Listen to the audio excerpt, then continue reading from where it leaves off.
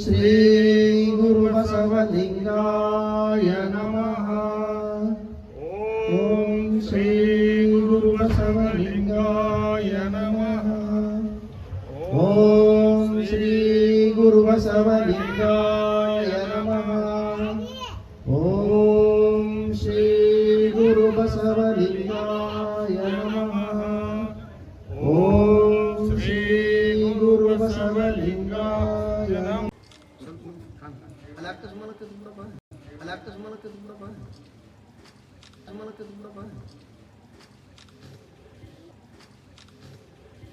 ಅನುಭವಿಸಿರ್ತಾರೋ ಆನಂದಿಸಿರ್ತಾರೋ ಅದು ಬಸವ ತತ್ವ, ಅದು ಬಹಳ ದೂರ ಇಲ್ಲ, ಅತ್ಯಂತ ಸಮೀಪನ ಅದೇ. ಅಂಥ ಬಸವ ತತ್ವದ ನಿಷ್ಠರಾಗಿರ್ತಕ್ಕಂಥ ಪರಮ ಪೂಜ್ಯರಿಂದ ಇವತ್ತು ಅನುಭವ ಕೇಳತಕ್ಕಂಥ ಶರಣಾರ್ಥಿ ಪರಮ ಪೂಜ್ಯ ಎತ್ತಲದೊಡ್ಡಿಯ ಮಹಾಲಿಂಗ ನಿರಂಜನ ಪ್ರಣವ ಸ್ವರೂಪಿ ಮಹಾಲಿಂಗ ಮಹಾಸ್ವಾಮಿಗಳ ಮಿಟ್ಟೆ ಮಲ್ಕಾಪುರನ ನಿಜಾನಂದ ಮಹಾಸ್ವಾಮಿಗಳು ಜೀವನದೊಳಗ ಆನಂದ ಇರೋ ಮತ್ತೇನಲ್ಲ. ಈಗ ಆನಂದಕ್ಕಾಗಿ ಎಲ್ಲರೂ ಬಡದಾಡೋದು, ಮತ್ತೇನಾದ್ರು ಒಂದು ಕ್ಷಣ ಆನಂದ ಆತೈತಿ, ಒಂದು ಕ್ಷಣ ಹರ್ಕೊಂಡು ಹೋಗ್ಬಿಡ್ತೈತೆ. ಆನಂದ ಆತೈತಿ, ಒಂದು ಕ್ಷಣ ಹರ್ಕೊಂಡು ಹೋಗ್ಬಿಡ್ತೈತೆ. ನೀರಿನ ಮೇಲೆ ಇದು ನೀರು ತೆರೆ ಇರ್ತೈತಿಲ್ಲ, ಹಂಗೆ ಅದು ಶಾಂತವಾಗಿರ್ತಕ್ಕಂಥ ಆನಂದವಾಗಿರ್ತಕ್ಕಂಥ ಜೀವನ ನಮ್ಮದು ಆಗಬೇಕಾಗಿತ್ತಂತಂದ್ರೆ ಆನಂದ ಮೂರ್ತಿಗಳನ್ನ ಇವತ್ತು ಆಹ್ವಾನ ಮಾಡಿರೋದು ಒಂದು ಸಂತೋಷ. ಜೊತೆಯಲ್ಲಿ ಎದ್ದಲದೊಡ್ಡಿಯ ನಿರಂಜನ ಪ್ರಣವ ಮಹಾಸ್ವಾಮಿಗಳು ಮಹಾಲಿಂಗ ಮಹಾಸ್ವಾಮಿಗಳು ಬಂದಿರೋದು ಒಂದು. ಇಂಥ ಆನಂದದ ವಿಚಾರಗಳನ್ನು ತಿಳಿಸೋದಕ್ಕಾಗಿ ಸಮಯ ಭಾಳ ಬೇಕಾಗುತ್ತೆ. ಅದಕ್ಕೆ ನಾನು ಹೆಚ್ಚು ಸಮಯ ತೆಗೆದುಕೊಳ್ಳದೆ ಶರಣರ ವಿಚಾರಧಾರಿಗೆ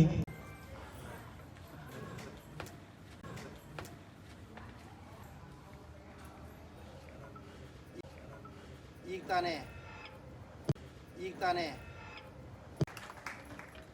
ನಮ್ಮವರೇ ಆಗಿರುವಂತ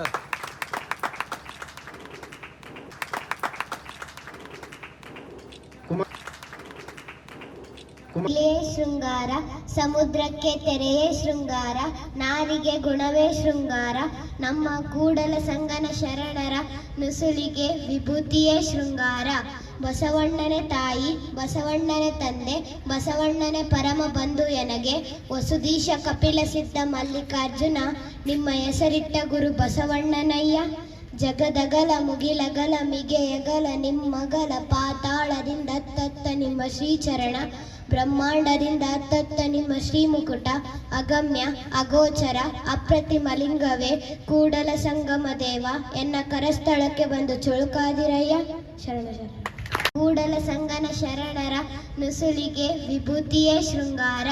ಬಸವಣ್ಣನೇ ತಾಯಿ, ಬಸವಣ್ಣನೇ ತಂದೆ, ಬಸವಣ್ಣನೇ ಪರಮ ಬಂಧು ಎನಗೆ, ವಸುದೀಶ ಕಪಿಲ ಸಿದ್ಧ ಮಲ್ಲಿಕಾರ್ಜುನ, ನಿಮ್ಮ ಹೆಸರಿಟ್ಟ ಗುರು ಬಸವಣ್ಣನಯ್ಯ. ಜಗದಗಲ ಮುಗಿಲಗಲ ಮಿಗೆಯಗಲ ನಿಮ್ಮಗಲ, ಪಾತಾಳದಿಂದ ತತ್ತ ನಿಮ್ಮ ಶ್ರೀಚರಣ, ಬ್ರಹ್ಮಾಂಡದಿಂದ ತತ್ತ ನಿಮ್ಮ ಶ್ರೀಮುಕುಟ, ಅಗಮ್ಯ ಅಗೋಚರ ಅಪ್ರತಿಮಲಿಂಗವೇ ಕೂಡಲ ಸಂಗಮ ದೇವ, ಎನ್ನ ಕರಸ್ಥಳಕ್ಕೆ ಬಂದು ಚುಳುಕಾದಿರಯ್ಯ. ಶರಣ ಸ್ಮರಿಸಿಕೊಂಡು ವಿಶಕ್ತಿ ಅಪ್ಪ ಶ್ರೇಷ್ಠವಾಗಿರ್ತಕ್ಕಂಥ ಜನ್ಮವನ್ನ ಭಗವಂತ ನಮ್ಮೆಲ್ಲರಿಗೆ ಅನುಗ್ರಹಿಸಿದ್ದಾನೆ. ಇದನ್ನ ನಾವು ಏನು ಮಾಡಿಕೊಳ್ಬೇಕು ಅಂತ ಕೇಳಿದರೆ ಕೊನೆ ಆಗಬೇಕು. ಇದು ಪ್ರಾರಂಭ ಆಗಬಾರದು, ಕೊನೆ ಆಗಬೇಕು ಅಂತಂದ್ರೆ ಯಾವುದಕ್ಕೋಸ್ಕರವಾಗಿ ನಾವು ಮನುಷ್ಯರಾಗಿ ಹುಟ್ಟಿದ್ದೇವೆ ಆ ಕೆಲಸವನ್ನ ನಾವು ಮೊದಲು ಮಾಡಿಕೊಳ್ಬೇಕು. ಬಹಳ ಜನ ಏನದ ಅಂತ ಕೇಳಿದರೆ ಏನೇನೋ ಮಾಡೋದಕ್ಕೆ ಹುಟ್ಟಿವಿ ನಾವು ಅಂತ ಅವ್ರು ಅರ್ಥ ಮಾಡಿಕೊಂಡಿರ್ತಾರೆ. ಆದರೆ ಈ ಜನ್ಮ ಶ್ರೇಷ್ಠವಾದ ಜನ್ಮ. ಈ ಜನ್ಮದಲ್ಲಿ ಬಂದ ಮೇಲೆ ಇದನ್ನು ಹಾನಿ ಮಾಡಿಕೊಳ್ಳಬಾರ್ದು ಅಂತ ತಿಳ್ಕೊಂಡು ಅಪ್ಪ ಬಸವಣ್ಣನವರು ಒಂದು ವಚನದಲ್ಲಿ ಈ ವಿಷಯ ಪ್ರತಿಪಾದನೆ ಮಾಡುತ್ತಾರೆ. ಒಲ್ಲೆನೆಂಬುದು ವೈರಾಗ್ಯ, ಒಲಿವೆನೆಂಬುದು ಕಾಯಗುಣ. ಆವ ಪದಾರ್ಥವಾದೊಡೇನು ತಾನಿದ್ದಡೆಗೆ ಬಂದದು, ಲಿಂಗಾರ್ಪಿತವ ಮಾಡಿ ಭೋಗಿಸುವುದೇ ಆಚಾರ. ಕೂಡಲ ಸಂಗಮ ದೇವನ ಒಲಿಸ ಬಂದ ಪ್ರಸಾದಕಾಯ ಕೆಡಿಸಲಾಗದು. ಒಲ್ಲೆ ಅಂತ ಅನ್ನುವಂಥದ್ದೇನದ ಅದು ವೈರಾಗ್ಯ. ನನಗಿದು ಬೇಡ ಅಂತ ಅನ್ನುವಂಥದ್ದೇನದಲ್ಲ, ಅದು ವೈರಾಗ್ಯ, ಅದು ತ್ಯಾಗ, ಅದು ಬಿಟ್ಟು ಬಿಡುವಂಥದ್ದು. ಒಲಿವೆನೆಂಬುದು ಕಾಯಗುಣ. ಒಲಿತೀನಿ, ಕೃಪಾ ಮಾಡ್ತೀನಿ, ಆಶೀರ್ವಾದ ಮಾಡ್ತೀನಿ, ನಿನಗೆ ಅನುಗ್ರಹ ಮಾಡ್ತೀನಿ ಅನ್ನುವಂಥದ್ದು ಶರೀರದ ಧರ್ಮ, ಇದು ಕಾಯಗುಣ. ಆವ ಪದಾರ್ಥವಾದೊಡೇನು? ಪ್ರಪಂಚದಲ್ಲಿ ಮನುಷ್ಯನಿಗೆ ವಿಶೇಷವಾಗಿ ಧರ್ಮಾಚಾರ್ಯರು, ಶರಣರು, ಸಂತರು ನಮ್ಮೆಲ್ಲರಿಗೂ ಉಪದೇಶ ಮಾಡಿದ್ದಾರೆ. ನೀನು ಯಾವುದೇ ವಸ್ತುವನ್ನು ಸ್ವೀಕಾರ ಮಾಡಬೇಕಾದ್ರೆ ತಾನಿದ್ದೊಡೆಗೆ ಬಂದುದ ಅಂತಾರೆ. ತಾನಿದ್ದಲ್ಲಿಗೆ ಬಂದರೆ ಯಾವುದೇ ವಸ್ತು ಲಿಂಗಾರ್ಪಿತವ ಮಾಡಿ ಭೋಗಿಸುವುದೇ ಆಚಾರ. ಪ್ರತಿಯೊಂದನ್ನು ನಾವು ಏನದ ಅಂತ ಕೇಳಿದರೆ ಲಿಂಗದ ಮುಖಾಂತರವಾಗಿ ನಮಗೆ ಪ್ರತಿಯೊಂದು ಒಳಗೆ ಹೋಗಬೇಕು. ಇಲ್ಲಿ ಮಾತು ಇರಬಹುದು, ಯಾವುದೇ ಒಂದು ಕ್ರಿಯೆ ಇರಬಹುದು, ಅದು ಲಿಂಗಾರ್ಪಿತವಾಗಬೇಕು. ಯಾಕೆ ಅಂತ ಕೇಳಿದ್ರೆ ಅದಕ್ಕೆ ಎದಿ ಮೇಲೇನೆ ಲಿಂಗ ಕಟ್ಟಬೇಕು ಅಂತ ಧರ್ಮಶಾಸ್ತ್ರದ. ಕೆಲವ್ರು ಏನದ ಅಂತ ಕೇಳಿದ್ರೆ ಸೈಡಿಗೆ ಹಾಕ್ತಿರ್ತಾರೆ, ಅವ್ರವ್ರಿಗೆ ಬಿಟ್ಟು ವಿಚಾರ.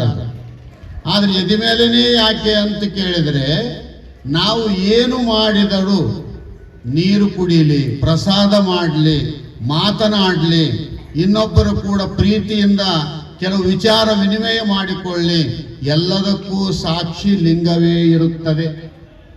ಲಿಂಗದ ಸಾಕ್ಷಿಯಾಗಿ ನೀನು ಬದುಕು.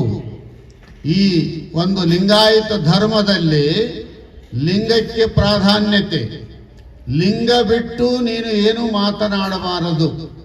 ಪ್ರತಿಯೊಂದನ್ನು ಲಿಂಗಕ್ಕೆ ನೀನು ಒಪ್ಪಿಸಬೇಕು. ಸರಿ ಇದ್ದದ್ದು ನಿನಗೆ ಒಳ್ಳೆಯದಾಗುತ್ತೆ, ಕೆಟ್ಟದ್ದು ಇದ್ದದ್ದು ನಿನಗೆ ಕೆಟ್ಟದ್ದೇ ಆಗುತ್ತೆ. ಅದಕ್ಕೆ ದೇವರು ಅದಾನ, ಗುರು ಅದಾನ ಅಂತಕ್ಕಂಥದ್ದು ಭಾವ ಬಂತು ಅಂದರೆ ಮನುಷ್ಯ ಸರಿಯಾಗಿ ಜೀವನ ಮಾಡ್ತಾನೆ. ಗುರುನೂ ಇಲ್ಲ, ದೇವರು ಇಲ್ಲ ಅಂತ ನಾಸ್ತಿಕತೆಯನ್ನು ಒಪ್ಪಿದ್ದ ಅಂದರೆ ಅವನು ಪ್ರಪಂಚದಲ್ಲಿ ಅನಾಚಾರಿಯಾಗಿ ಬದುಕ್ತಾ ಇದ್ದಾನೆ. ಅದಕ್ಕಿಲ್ಲಿ ಅಪ್ಪ ಬಸವಣ್ಣನವರು ಆವ ಪದಾರ್ಥವಾದೊಡೇನು? ತಾನಿದ್ದೊಡೆಗೆ ಬಂದುದು ಲಿಂಗಾರ್ಪಿತವ ಮಾಡಿ ಭೋಗಿಸುವುದೇ ಆಚಾರ. ಆಚಾರ ಅಂದ್ರೆ ಜಳಕ ಮಾಡೋದಲ್ಲ. ಮೈ ಹೊಲಸಾಗ್ಯದ 100 ಸಲ ಜಳಕ ಮಾಡಿ ಅದಕ್ಕೆ ಬೇಡ ಅನ್ನಂಗಿಲ್ಲ, ಇದೇ ಆಚಾರ ಅಲ್ಲ. ಏನಾರ ಮೈ ತುಂಬ ಹಚ್ಕೊಳ್ಳೋದು ಆಚಾರ ಅಲ್ಲ.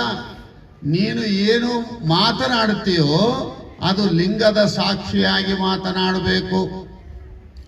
ಯಾವುದಾದರೂ ಒಂದು ವಸ್ತುವನ್ನು ಸ್ವೀಕಾರ ಮಾಡುವ ಪ್ರಸಂಗ ಬಂದಾಗ ಅಪ್ಪ ಬಸವಣ್ಣ ಹೇಳ್ತಾನ, ಮೌನದಲ್ಲಿ ಉಂಬುವುದು ಆಚಾರವಲ್ಲ, ಲಿಂಗಾರ್ಪಿತವಾದ ಬಳಿಕ ತುತ್ತಿಗೊಮ್ಮೆ ಶಿವಶರಣ ಎನ್ನುತ್ತ ಉಂಡರೆ ಕರ್ಣವೃತ್ತಿಗಳು ಅಡಗುವವು, ಕೂಡಲ ಸಂಗನ ನೆನೆಯುತ್ತ ಉಂಡರೆ ಅಂತ ಹೇಳಿದ್ದಾರೆ. ನಾವು ಮೊದಲನೇ ಇದು ಫೌಂಡೇಶನ್, ಇದು ನಮಗೆ ಧರ್ಮ, ನಮಗ ಗುರು, ಲಿಂಗ, ಜಂಗಮ, ಪಾದೋದಕ, ಪ್ರಸಾದ, ವಿಭೂತಿ, ರುದ್ರಾಕ್ಷಿ, ಮಂತ್ರ ಇವುಗಳ ಜ್ಞಾನ ನಮಗೆ ಆಗಬೇಕು ಅಂದ್ರೆ, ಅಪ್ಪ ಬಸವಣ್ಣನ ವಚನಗಳ ವಿಚಾರ ನಮಗೆ ಪಚನ ಆಗಬೇಕು ಅಂದ್ರೆ, ವಚನ ಹೇಳಿದ ಮಾತ್ರಕ್ಕೆ ಕೆಲಸ ಆಗೋದಿಲ್ಲ, ಅದು ವಚನ ಪಚನ ಆಗಬೇಕು, ಆರೋಗ್ಯ ಆಗಬೇಕು. ಇವತ್ತು ಗೌಡ್ರೇನದ ಅಂದ್ರೆ ಮುಷ್ಟಾನ್ನ ಭೋಜನ ತಯಾರು ಮಾಡಿದ್ದಾರೆ, ಆದರೆ ಊಟ ಮಾಡಿದ ತಕ್ಷಣನೇ ರೋಡಿಗೆ ಹೋಗಿ ಅದು ವಾಪಸ್ ಆತಿತ್ತು ಅಂತಂದ್ರೆ ದಾರ್ಯಾಗ ಮತ್ತೊಬ್ಬರು ಕೇಳ್ತಿರ್ತಾನೆ, ಎಲ್ಲಿ ಹೋಗಿದ್ದೆ ಅಂತ. ಚಂದ್ರೇಗೌಡ್ರ ಮನೆಗೆ ಹೋಗಿದ್ದೆ. ಏನಿತ್ತು ಅಲ್ಲೇ? ಅಲ್ಲಿ ಶಿವಾನುಭವ ಗೋಷ್ಠಿ ಇತ್ತು, ಮತ್ತೆ ಪ್ರಸಾದ ಇತ್ತು. ಚಲೋ ಇತ್ತಿಲ್ಲ ಪ್ರಸಾದ ಇತ್ತು, ಖರೆ ಅದು ರೋಡಿಗೆ ಬಂದು ವಾಪಸ್ ಆಯ್ತು ಅಂತ. ಮತ್ತೆ ನೀವು ಹೋಗಿದ್ದೆ ಯಾಕೆ ಅಲ್ಲಿಗೆ? ನಿನಗದು ಪಚನ ಆಗಲಿಲ್ಲ ಅಂದ್ರೆ ನೀನು ಉಂಡುದ್ದು ವೇಸ್ಟು. ಅದರಂತೆ ವಚನಗಳು ಪಚನ ಆಗಬೇಕು, ವಚನಗಳು ಅರಗಬೇಕು. ಅದು ಒಂದೇ ಇರಲಿ, ಅರ್ಧ ಇರಲಿ, 4 ಇರಲಿ, 8. ನೀನು ಪ್ರಸಾದ ತಾಟಿಗೆ ನಮಸ್ಕಾರ ಮಾಡಿ ಶಿವ ಅಂತಕ್ಕಂಥ ಮಂತ್ರವನ್ನ ಮನಸ್ಸಿನೊಳಗೆ ನೆನೆಸಿಕೊಳ್ಳುತ್ತಾ ನೀನು ಒಳಗೆ ಊಟ ಮಾಡಿದ ಅನ್ನ ಒಳಗೆ ಹೋಯ್ತು ಅಂತಂದ್ರೆ ಅದು ರಕ್ತ ಆಗುತ್ತೆ, ರಕ್ತ ಆಗಿ ಮಾಂಸ ಆಗುತ್ತೆ, ಎಲುಬಾಗುತ್ತೆ, ಆಮೇಲೆ ಮನಸ್ಸಾಗುತ್ತೆ, ಆಮೇಲೆ ಬುದ್ಧಿ ಆಗುತ್ತೆ.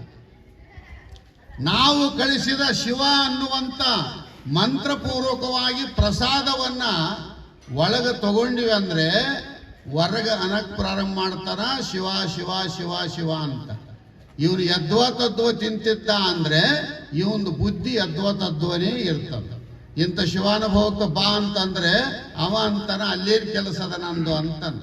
ಯಾಕಂದ್ರೆ ನಾನು ಉಂಡದ್ದು ಪ್ರಸಾದ ಅಲ್ಲ, ನಾನು ಉಂಡದ್ದು ಕೂಳು, ನಾನು ಉಂಡದ್ದು ಅನ್ನ, ಅದು ಪ್ರಸಾದ ಅಲ್ಲ.